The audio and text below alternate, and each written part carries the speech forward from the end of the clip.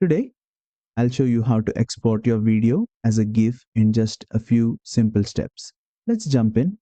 First, once your video is ready, click on the Export button at the top.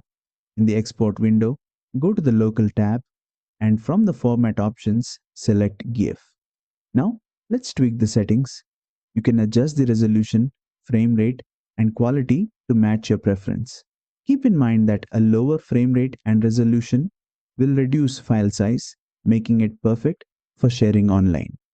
Next, set the save location for your GIF, and once everything looks good, hit export.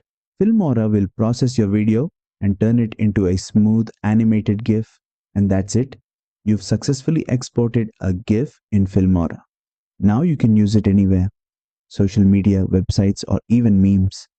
If you found this tutorial helpful, make sure to like, share, and subscribe for more quick Filmora tips.